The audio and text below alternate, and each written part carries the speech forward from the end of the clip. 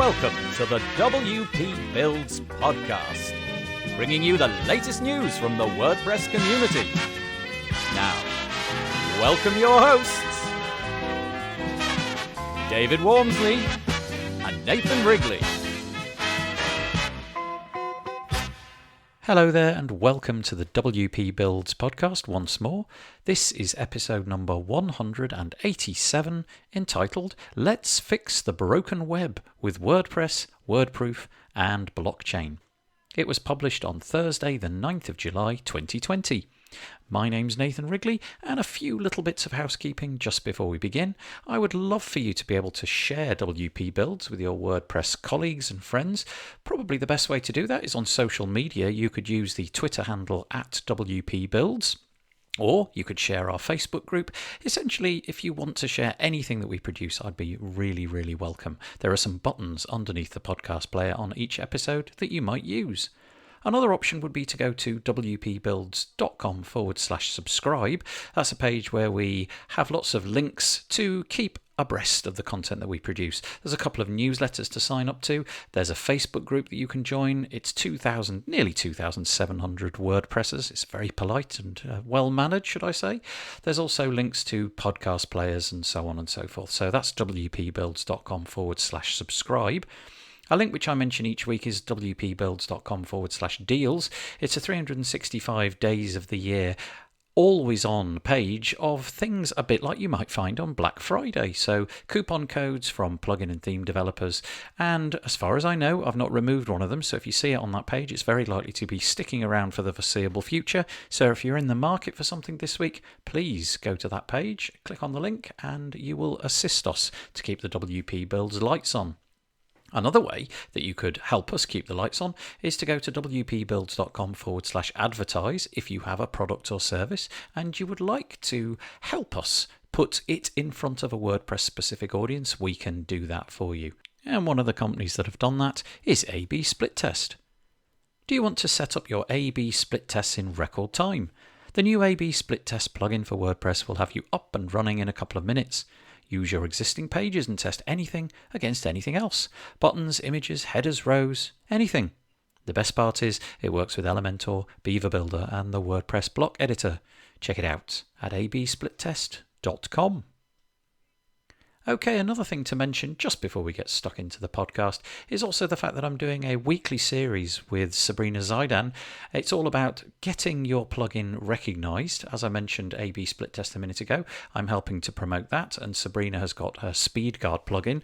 It's probably about a 10-week journey. We're on to week 4, and the intention is to go from no knowledge to a little bit more than no knowledge during those 10 weeks about how to successfully launch a plugin. So if that's something that you're interested in doing, you might like to find out some of the mistakes that we made on the way and some of the successes as well. It's live 2 p.m. UK time every Tuesday, and you can find it at wpbuilds.com/live.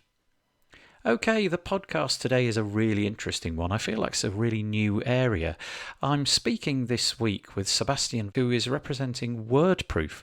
Now, it feels like this episode has come out at just the right moment because this week it was announced that the European Commission has granted WordProof €1 million in funding to take this initiative and develop it some more. So what does it do? Well, the idea is it's to protect your content, to prove beyond a shadow of a doubt that something that you claim is yours is in fact yours. To claim that it was amended on this date, you can prove it, and it's all done with the blockchain technology. Now, I'm sure that you're familiar with technologies like Bitcoin and other crypto-currencies, so it uses the same technology, the blockchain technology, but in the case of Bitcoin, it's all about currency and keeping a record of financial transactions, but it could be repurposed for anything. So, for example, it might be able to be used by you to say, well, I wrote this content, that blog post was mine, and I can absolutely certifiably prove that I wrote it on this date.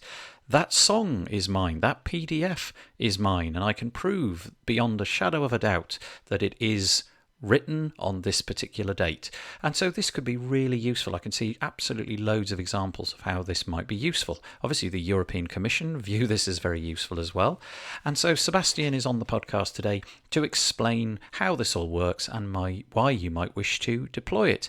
I would say that there is a little deal at the end. He offers the listeners to the WP Builds podcast a bit of a way of getting extra credit should you decide to adopt this.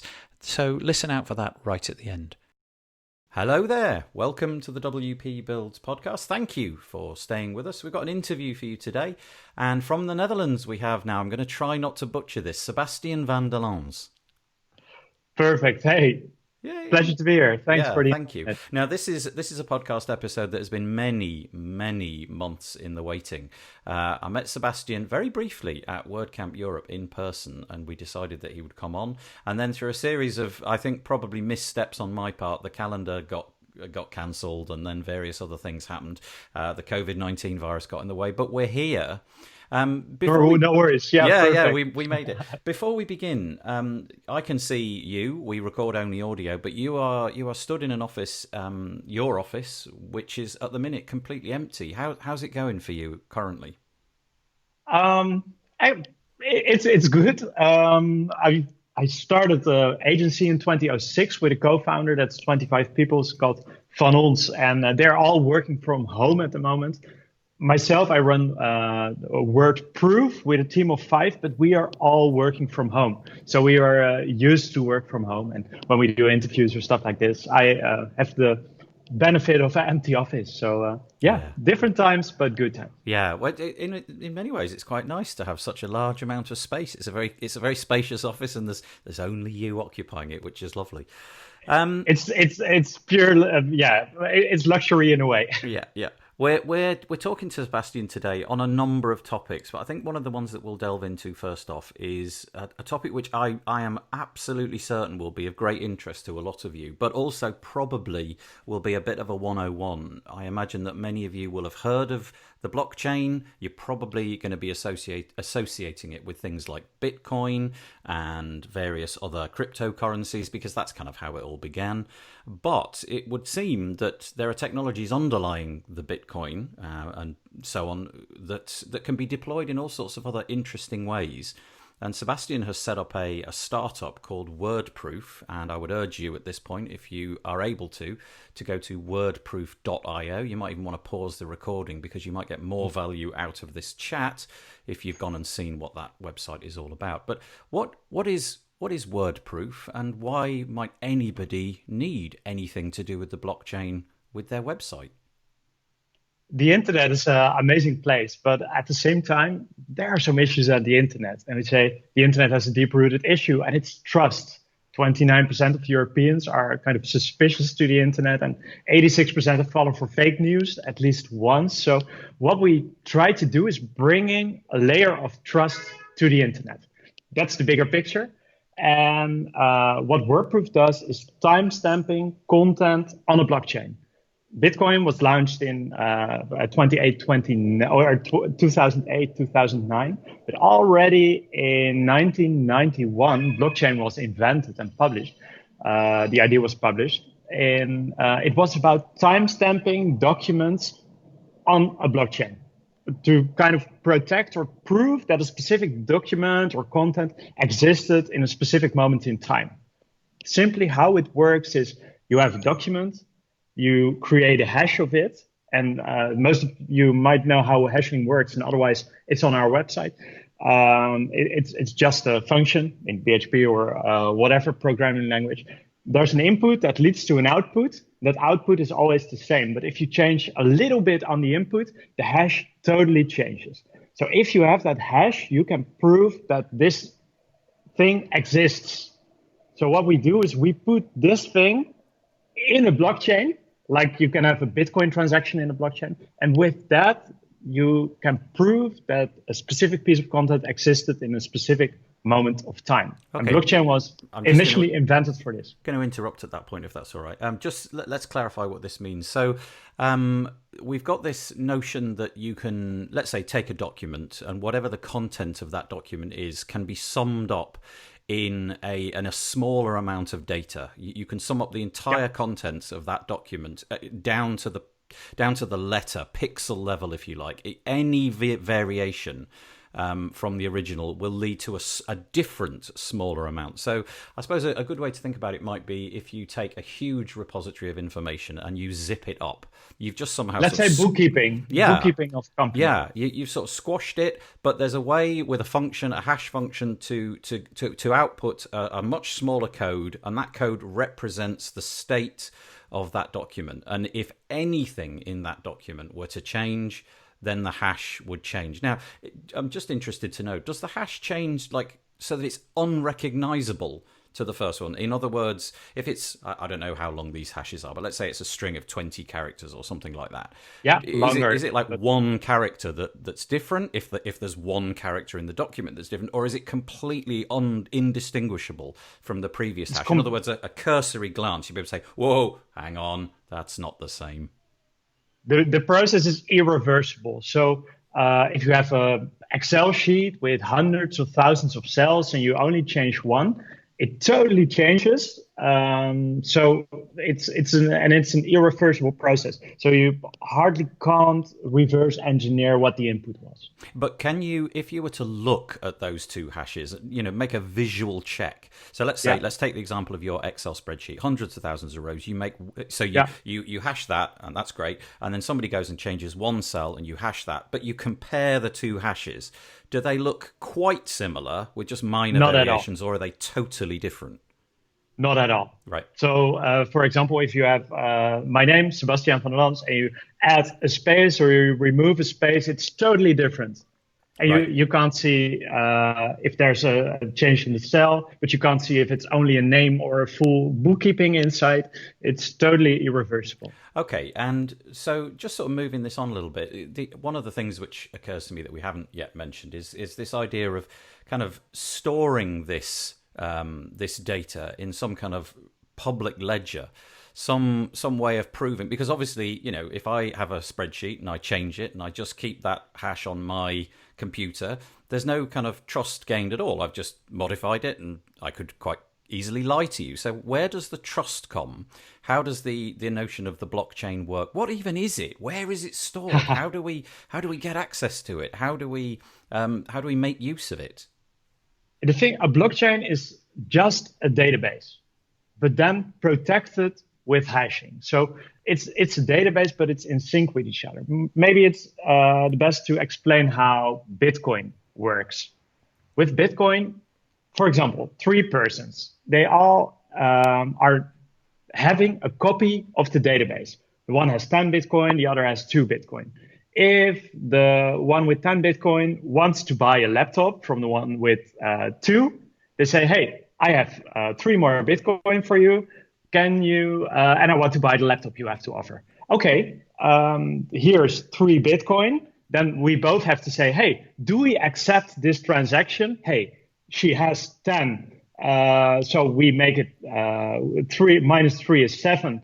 And the 2 plus 3 is 5. Okay, we all agree that this transaction is possible, and we transfer the laptop and the Bitcoin is transferred. So we all 3 update our database, our ledger with, okay, now she has 5, he has 5, and that's it. So it's a database, but all participants in the network agree on the state. And for example, when the one with 2 tries to buy a laptop for 3, it's impossible because the amount of Bitcoin is insufficient. So the participants in the network won't accept the transaction. Yeah.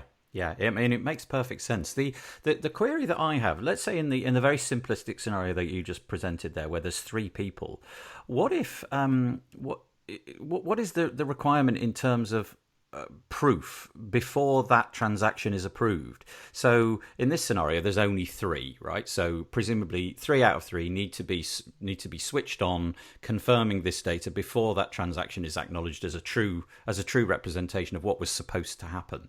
But what if that third? What if one of them was, let's say, switched off permanently? It was never there. Can transactions fail because there's just not enough people in the pool confirming these transactions. Is there any way for that to sort of fail, or is there any? Yeah, well, let's leave it at that for now.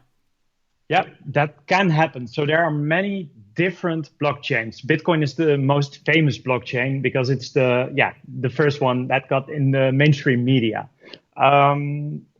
With Bitcoin has tens of thousands of nodes, so that one won't go offline. WordProof works with different blockchains. We will add support for Bitcoin soon, but we work with Ethereum soon and with EOS.io. All those blockchain softwares have hundreds of nodes protecting the network. So we're kind of tapping into infrastructures that exist.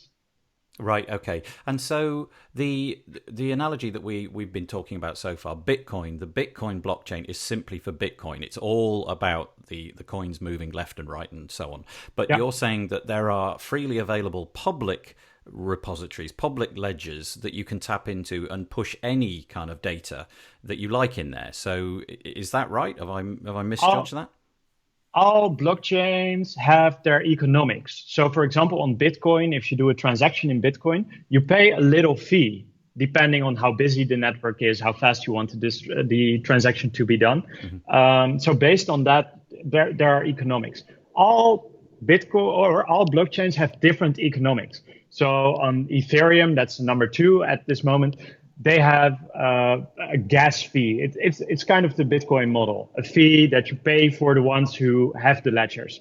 In EOS, it's kind of different. There you have to say, hey, I buy a percentage of the tokens. So for example, I have 1% of all the tokens. That gives me access to 1% of the processing power of the network. Interesting. So in that way, it's kind of having a house and lending it out for renters. So WordProof works, for example, with the EOS one. So we have access to a small percentage of the network, which is enough for doing hundreds of thousands of timestamps on a daily basis. Is there anything, before we get into the exact use case scenarios for something like WordProof, which is, I suppose, what I really want to talk about, is there any scenario in which this isn't bulletproof? Are there any kind of edge cases in which somebody could come along and say, well, hang on a minute, no, this really isn't proof? Are there any like configurations of people using the pool or people consuming a significant proportion of the pool or anything like that that can make it unstable and not quite as bulletproof as one would hope? If you theoretically there are, but if you look at the top 5 or top 10 blockchains, it costs you millions of dollars to just change one aspect, and then it will always be visible to anyone that specific thing happened. So practically, I would say no. Mm-hmm. Theoretically, there is, but it's not significant. I remember, and it's always auditable and it's always auditable by everyone.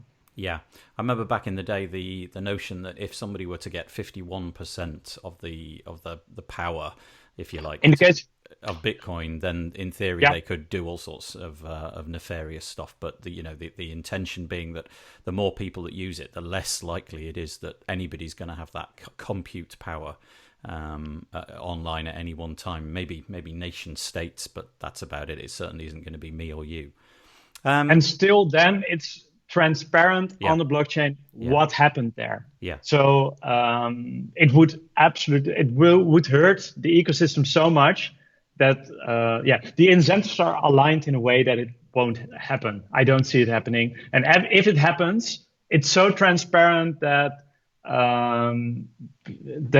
there will be good actors saying, okay, we pick up from the point 1 block before the malicious actors spend in, and then we continue where we left. It is possible to sort of like fork these blockchains in such, you can reverse time and restore normality in a sense. Yeah. In a way, and then some people agree or some people don't. And what we did at WordProof is really bringing the benefits of blockchain without all the hard forking and what we did is we made an academy. It's called WordProof Academy. It will be launched by the end of June, and it's really a technical deep dive of what blockchain and timestamping with blockchain is. So once it's live, I'll send you the link so we can put the video. Yeah, that'd be nice. Thank you. So, okay, let's say, for example, we're building our WordPress websites and we have a need for something. You know, one of our clients, or maybe even us, realize that it would be really significantly useful to have some proof that things that we created, we did in fact create at a certain point, and we have ownership of them. I can imagine all sorts of use cases like lawyers or people who simply want to just assert that this content is mine. You know, this is something that I wrote on this date. You didn't write it 2 days after I did because I wrote it. Where is this blockchain? Like, where actually does it exist? Am I consuming like significant portions of my hard disk drive? Is it sitting on my WordPress server, eating up the memory? How does it work? How do we stop it growing and growing and growing if everybody's got to have the same identical share of it? That's how Bitcoin started. So you have the people using the network, and you have the people creating the security and doing the transactions itself. The users, they say, hey, I do a Bitcoin from me to you, and then pay a small fee, and the small fee is going to the so-called miners. So that's part of the economics. What I said on WordProof, we work with a kind of staking mechanism. So we kind of rent a part of the network, and we rent it from the people who have the ledger. So on my WordPress server, there's no blockchain running. On my own computer, there's no blockchain running. It's all lightweight. Okay, that's music to my ears, because that was one of the concerns that I've always had, is that it would, you know, as these things grow and grow and more people come on, I was thinking, boy, I'm going to be giving away whole gigabytes just to keep up with the current state of the ledger. But no, how does it work for Bitcoin, for example? You could have done that, but then you had the chance of receiving those fees as well that people do for the transaction. So if you do that, there's an incentive, a possible incentive that you get for using that amount of computing power and energy. Right. But, okay. Well, that makes sense. You know, it's a bit like a storage company in the real world. You keep people's stuff safe, you get paid for it. Yeah. In a way. And that what blockchain is all about or on blockchains, you can have tokens, and some people from blockchain movement, they truly believe that every money and every business will move to a tokenized model, so you can align all incentives. WordProof makes it very easy. We just do the timestamp use case from 1991, where blockchain was invented for. We bring just that small first blockchain benefit to the world of content and commerce. Okay. That's what we aim to do.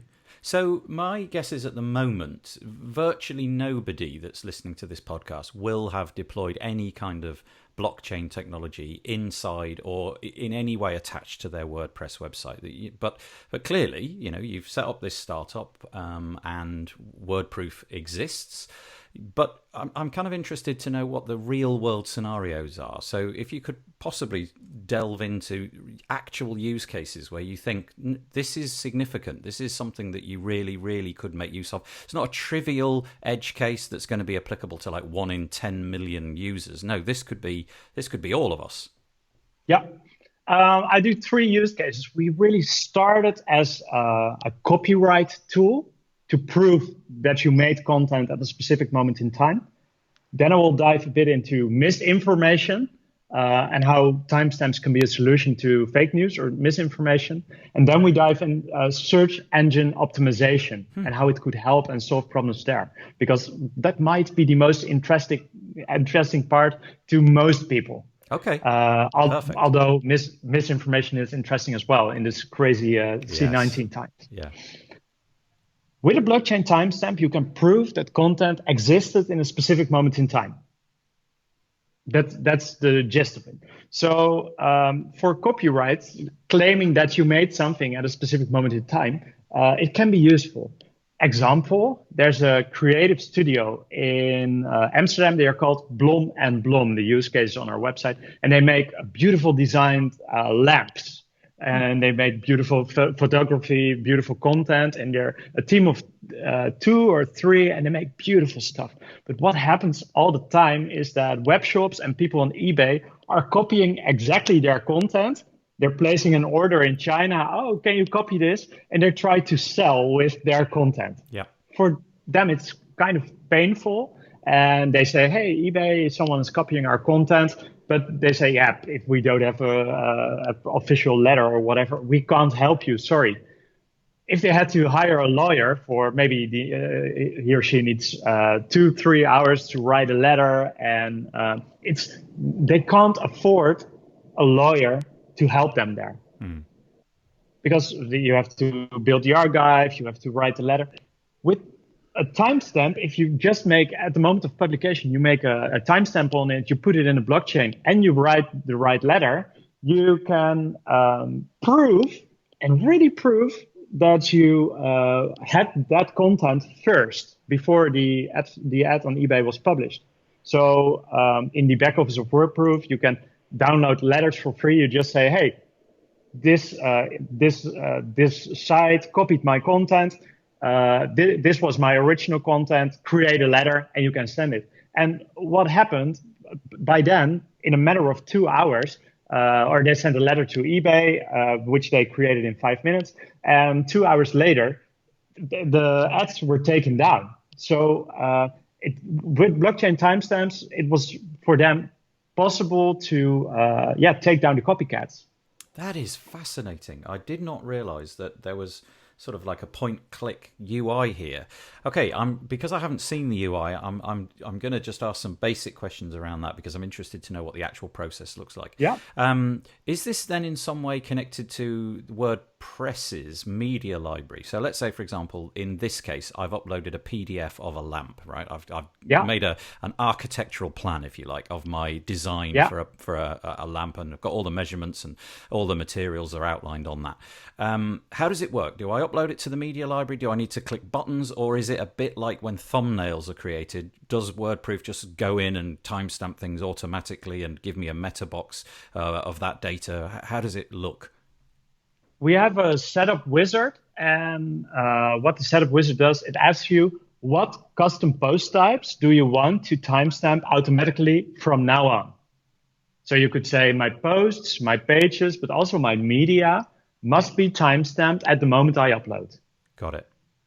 That's it. And there's also a feature to timestamp the old posts, the old pages, and the old media types or products in the case of e-commerce. Right. Presumably, there is some distinction between things that were previously created that you're attempting to timestamp. In other words, I couldn't timestamp something that I wrote in 2015 and claim the timestamp to be at 2015. Would it be timestamped at now? Exactly, yeah. Right. Because the moment that's really a proving moment is the moment of the blockchain transaction. Right. So you can only assert the database can always... Yeah, I get it. You can only assert ownership at the time that you click the button. Anything you can't rewind the clock here, and kind of that would be a glaring hole in the system, wouldn't it? And what another hole, you touched it briefly there, is you can claim existence but not really the ownership. Got it. Interesting. Because I can timestamp stuff from someone else. Of course. Yes. So that's an interesting part as well. Yeah. Okay. That was a misstep. I chose the wrong word there. Yeah. Good. Thank you. That was no. It's interesting. It's the thing is so new, and that's why we made the WordProof Academy as well to explain. WordProof Academy will be around 10 movies from 2 to 5 minutes each, explaining what is hashing, what's the difference between a blockchain and a database. Why would you timestamp your terms and conditions? How would SEO and blockchain timestamps, how would that work? Really in detail explanation of everything. Yeah. The one thing that's interesting there, you mentioned that this was done on a custom post type basis. So let's say, for example, I'm creating this podcast episode. This podcast episode is made up of a whole bunch of content. So there's text, there's the audio, there is an image. Now, I'm not going to attempt to copyright any of this because it's publicly available and it's fine. But let's say it was actually the audio component that I was really mindful of timestamping. In other words, maybe I'm a songwriter and I wish to assert that I wrote this song and it sounded like this on this date, right? Yeah. Can I go in on a sort of granular level and say, actually, only do the audio aspect of this custom post type, or does it just do the whole thing and then you've got to unpack that later and assert that the whole post, therefore the audio must have been part of that as well? It's stupidly simple in a way. You can it timestamps what you upload. Yeah. So if you do an MP3, it will timestamp the MP3. If you do a video with both audio and image, you timestamp that document. And it depends per use case. So, for example, if you will do an image, you don't have to timestamp in most use cases every resize of the image, but only the original or only the large one. Right. Because from that moment you can prove that you had that specific content in that specific moment of time. Okay.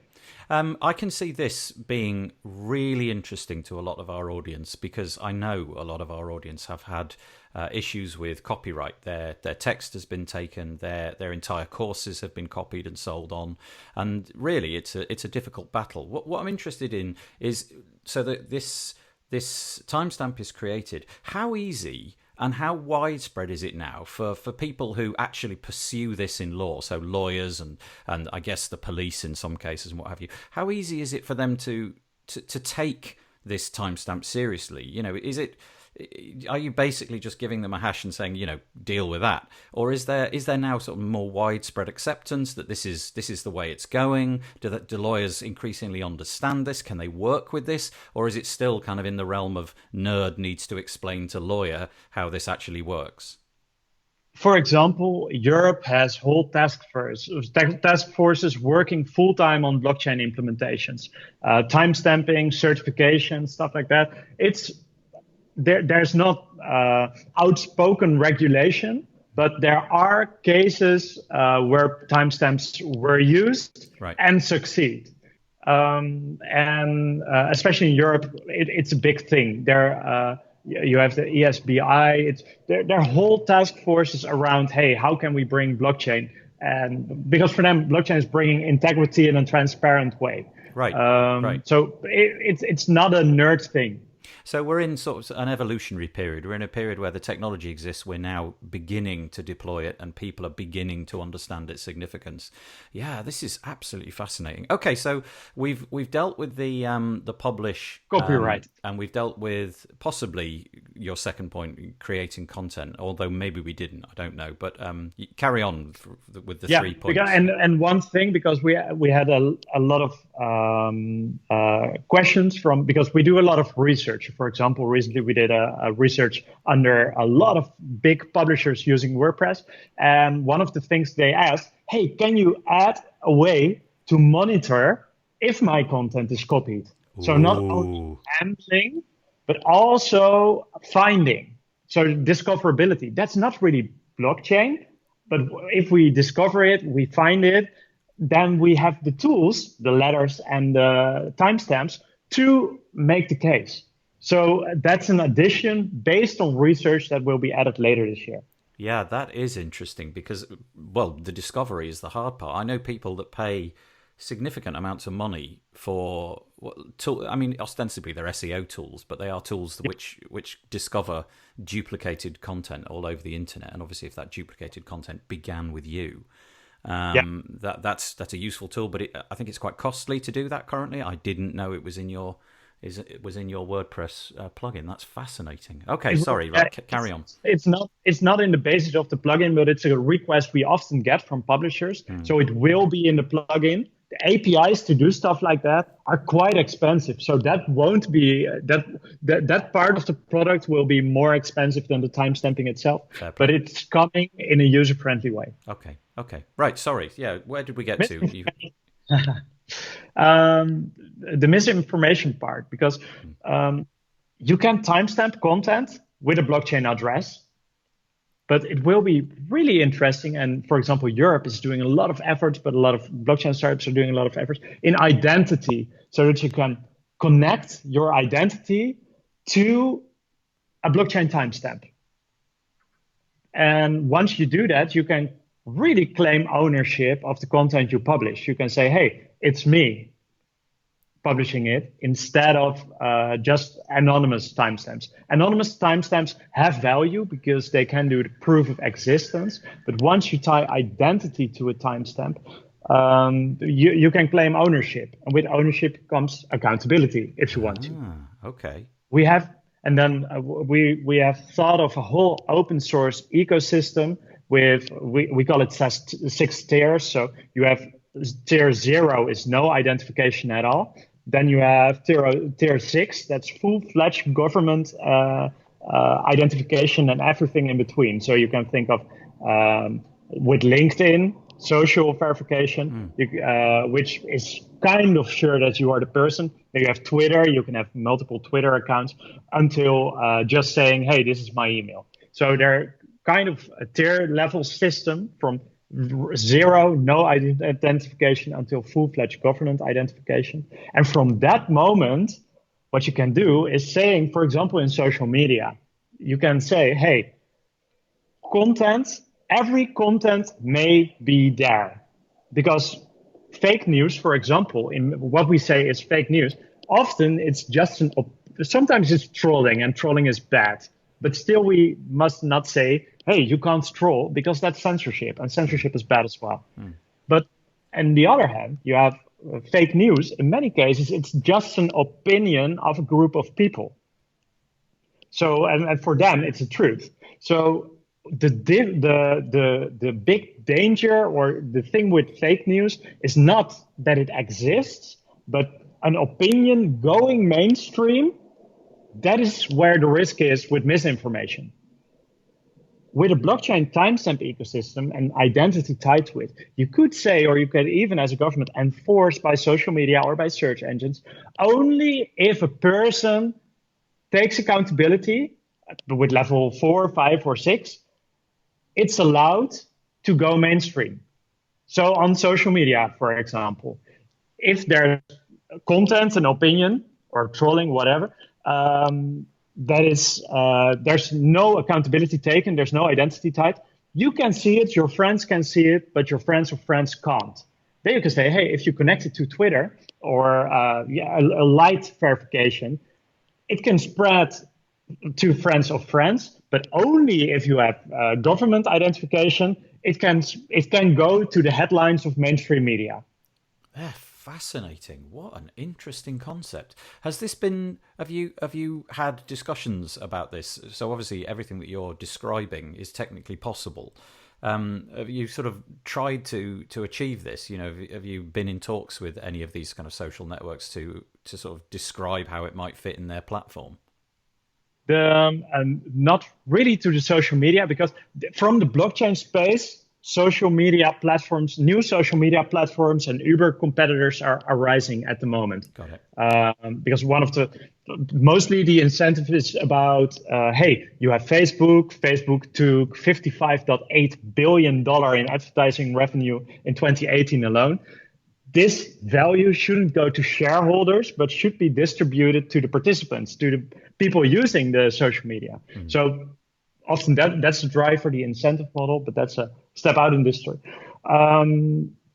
People are getting aware of, due to the Cambridge Analytica, due to every misinformation around C19, people are getting aware that bots are manipulating, that Facebook is not really a safe place anymore. So people are getting aware, and solutions are being created at the moment. For example, for identity, you have self-sovereign identity, you have decentralized identifiers.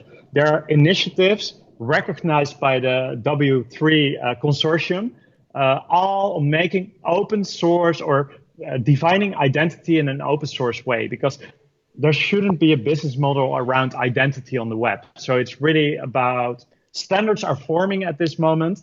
And the pieces will fall together in the coming years.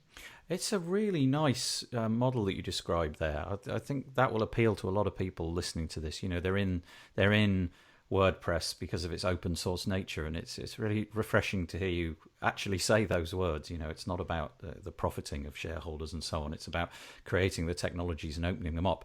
And just maybe it was about 5 minutes ago, you mentioned an API that you'd created to enable certain aspects of this technology. Have you been open sourcing all of this? Is that the intention? Is to make the technology which underlies all of this available to everybody should they wish to integrate it into their excuse me, systems? Yeah, what we did is the best way to work with, from a technical point, the best way to work with blockchain is with a blockchain wallet. So you have kind of a secret key, and with that key you can interact with a blockchain.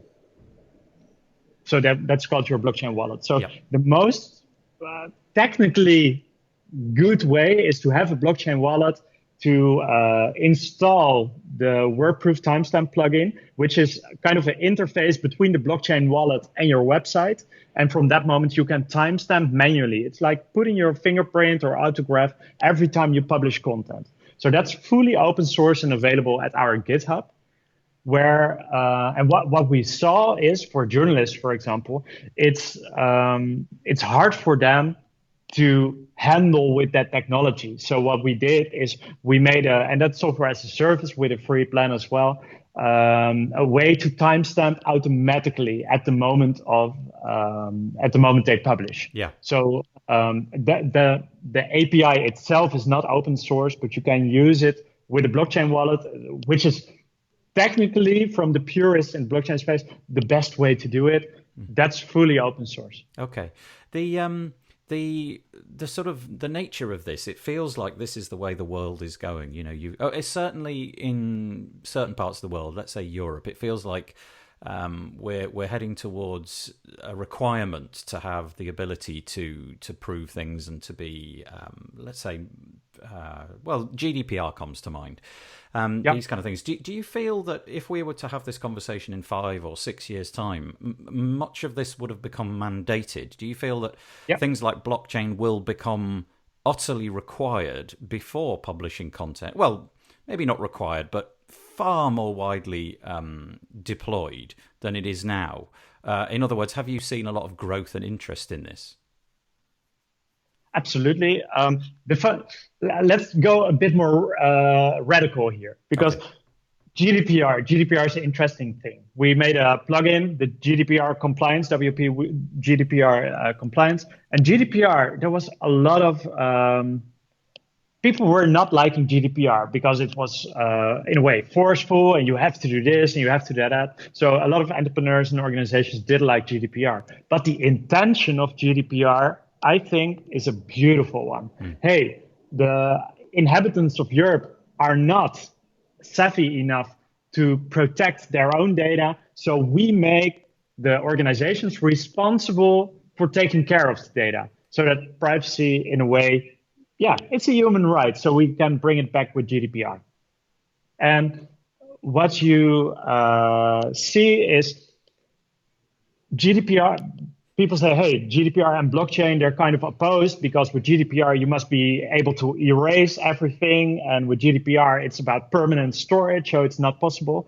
But there's an opposite movement saying blockchain is the only way to create GDPR. With, for example, in the wallets, you can have a token or a Bitcoin, but you can also have your name or your age or stuff like that. And what you can do is give a web shop, for example, on the moment you place an order, you can give them the consent to use your address as long as they need your information. So, for example, to send you the product or when there's warranty. But after that, they don't need your address. So you pull back the consent of your address. So in that case, the web shop doesn't work with a centralized database with user information, but only with consents they have access to. So what should happen in 5 years from now is that every form of a centralized database with user information in it is a punishable event. The only allowed collection of user information is a set of consents, but the user should always be able to put that back and pull it back. And that's what blockchain is the infrastructure for, in an open source way. And that's why governments are enforcing it. That is really interesting. And I must say, completely novel to me. I had no idea that kind of thing was even on the horizon. That's fascinating. Would that be... Boy, that's got my mind whirring. Would that be something that I would have to take authority of, or let's say, for example, that I purchase something from, I don't know, a carpet shop, and I get my carpet, and they no longer need my address. I'm happy, everything's done. I need to? Will the technology kind of automatically know about this sort of, I don't know, let's say, for example, delivery successful, some kind of token goes back, right, remove the ability to see my address, or is this something that I will need to be mindful of and, individually, right, carpet shop, they don't need my address, the Amazon, they don't need my address, the shop that I bought a widget from last week, they don't need my address. How will this even work? That's just so interesting. The great thing is there are all protocols in the making with the W3C or W3 consortium, and in this case it's called verified credentials. So in your wallet you have, for example, your certificate from the university that you visited or successfully passed. Yeah. So, but that certificate can only come there when it's co-signed or co-created by the university itself. So they provide it, the government or the local government provides your driver's license, the government provides your passport. It could all be in that wallet, and you could give consent to specific parties. But another interesting concept there, sorry to dive a bit deeper, is, for example, your passport or your driver's license. Right. Your date of birth is there. And when you go to a liquor store, for example, and you want to buy alcohol, you have to prove that you're above 18 or above 25. But for them, it's not necessary to see your date of birth because, you don't want them to know how old you are. That's kind of a data leak if they see what your date of birth is. Right. The only thing they need to know is Nathan older than 18 or is Nathan older than 25? Binary, so yes or no. without revealing the data, you can, all possible stuff like that will be possible in the future. That is so interesting. In an open source way. Yeah, and it kind of feels to me at the moment that it's difficult to even describe what this might look like. But then I'm thinking to myself, well, if I went back 30 years and explained that I would be able to send messages akin to letters by typing on a keyboard and clicking send, if I could communicate on video calls with people on the other side of the planet in real time, they would just be like, no, this is just complete fairy tale stuff. And yet here we are. This feels like the beginning of something really significant, and it feels almost like the way that technology has been abused and the way that we've got so many databases with so much information about all of us. Stripping out that information, the stuff is only needed when it's requested by somebody with the authority to need it and with the approval of me to see it. That's just fascinating. I'm really compelled by this. Do you think this will be easy? So, the perfect example. Could my grandmother in 10 years' time be able to sort of interact with this, or are we still going to be, nerds only? No. In less than 5 years, everyone will interact with this. And a good comparison is, for example, you know what a database is, but your grandma, she probably doesn't. No. And that's not a problem. What blockchain lacks at the moment is great UX. You don't need to understand the technology to successfully use it. That's how the internet works today. Right. That's why it's so well adopted. For example, the radical statement, hey, as having a centralized database with customer data in it should be a punishable event. It makes sense to nerds, but to nobody else in the world. And it shouldn't. That will all move to the background. And that's what we did in WordProof as well. You know the benefits. Hey, I want this, I need this, and it should work. That's it, all under the hood. And so WordProof is a use case without the financial stuff, without the speculation, without the cryptocurrency, blah, blah. It's without the bullshit. We bring you the benefits of blockchain.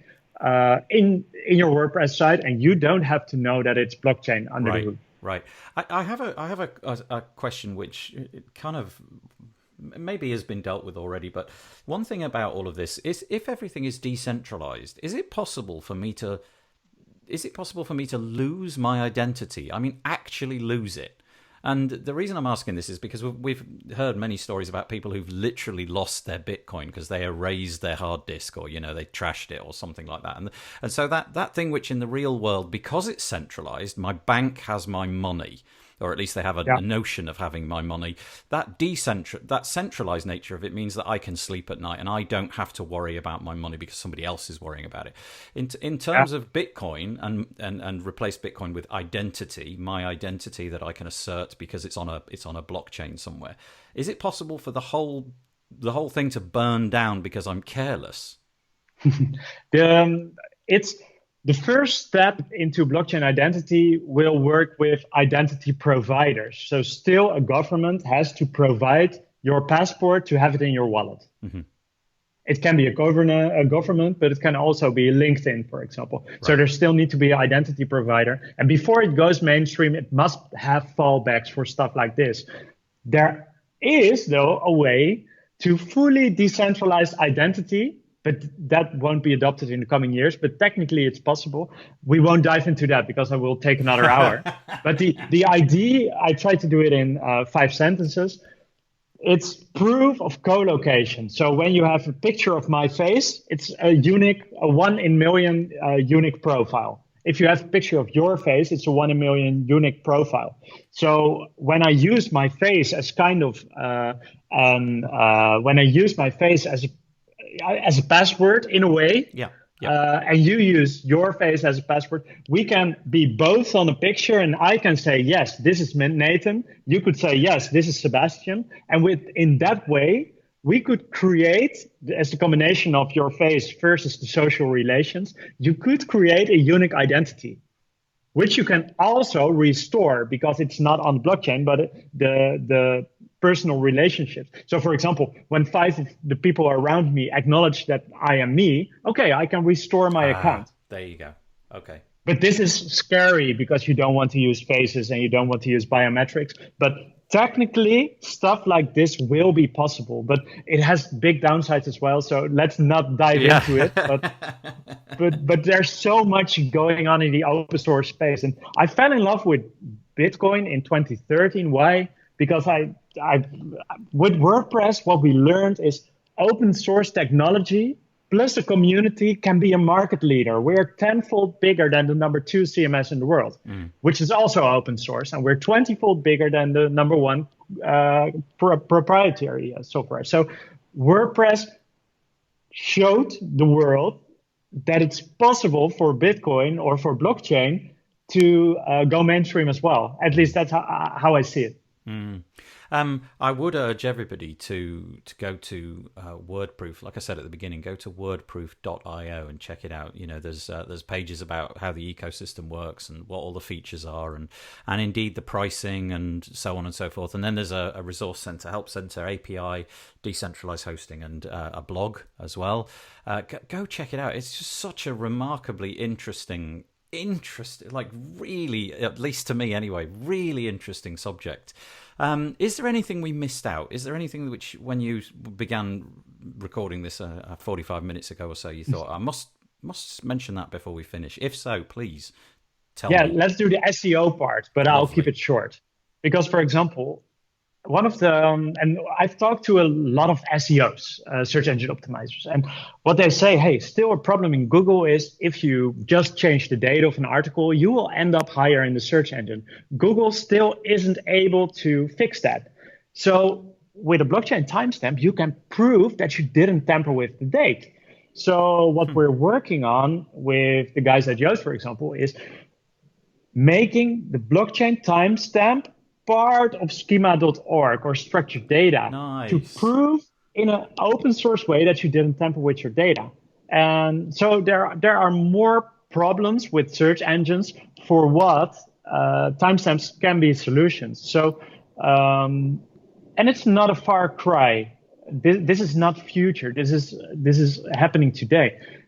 with if you start timestamping from that moment, you have the proof that that specific content existed in that specific moment of time. So if you timestamp today and Google will recognize it in a half year from now, it still matters that you timestamped today. Interesting. Now, say that again. Google will recognize this in 6 months from now. Okay. No, that's not a problem, or that's not a promise. We can't say that because, I see. For example, they will never say that that they use timestamps.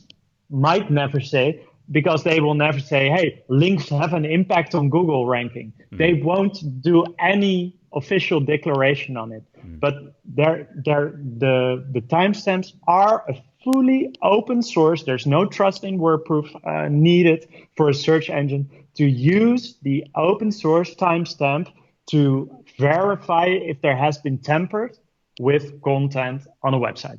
Got it. Okay, well, that makes sense to me. And yeah, like you say, it may never be something that Google declare out. Well, it may. Maybe a year from now, it becomes an actual, part of what Google are requiring us to do. Maybe 2 years, whatever. Yeah, I mean, never say never, right? This is utterly fascinating. So my piece of advice would anybody who has been provoked by this into thoughtful rumination and is thinking, boy, I really want to know more about this. Where's the best place that we can reach out to you? Are you on the Twitter? Do you respond best to email? Tell us all the places that we can get in touch. We do WordProof.io, so that's where you find information about the product. There's a free plan, and you asked me to do an offer for the listeners. Yes. There's a free plan with 100 to timestamp 100 old articles and 10 pieces every month for free. But if they send me an email right after signing up, I'll make it a bigger plan for a year for free, because we're not about earning money. We're about proving the use case at the moment. So that's for all the WP Builds listeners. On Twitter, I'm at Dalans, Dalans, and WordProof.io is a handle on Twitter as well. And with any questions, please reach out to us. We are here to learn together. We're here to work with the community together. That's basically it. Oh, thank you so much. Honestly, a deeply interesting and kind of staring into the future topic, which we don't often do. So that has been remarkably interesting. Thank you so much. You're welcome. And one of the things we will announce soon is one of the I'm not sure if I'm allowed to say it yet, but one of the biggest SEO companies in the world, based on the usage basis, might be part of WordProof soon. So let's see what happens. Yeah. Okay.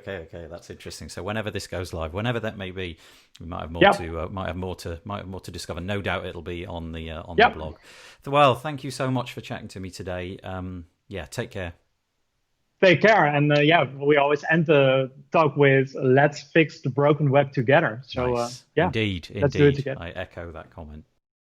Well, I hope you enjoyed that. That, to me, was a really fantastically interesting subject, straying into all sorts of new areas that, in all honesty, I hadn't really considered before. The idea that the blockchain could be deployed to protect your own content, perhaps even to boost your SEO, is something really, really interesting to me. I'll be sure to be looking into this more in the future, and perhaps you would do too. If you want to find out more, you can obviously go to wordproof.io and discover what Sebastiaan and his team have been up to. The WP Builds podcast was brought to you today by A/B Split Test. Do you want to set up your A/B split tests in record time? The new A/B Split Test plugin for WordPress will have you up and running in a couple of minutes.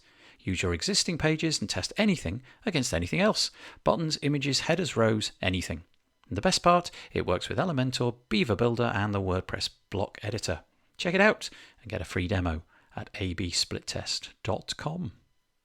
As I said at the top of the show, we produce quite a lot of content each and every week. Come back and join us next Thursday for a podcast. We've got the recording of the WordPress Weekly News on Monday. That comes out at 7 a.m. UK time and 2 p.m. UK time live, wpbuilds.com/live. We've got the live version of the news where I'm joined by some notable WordPress guests.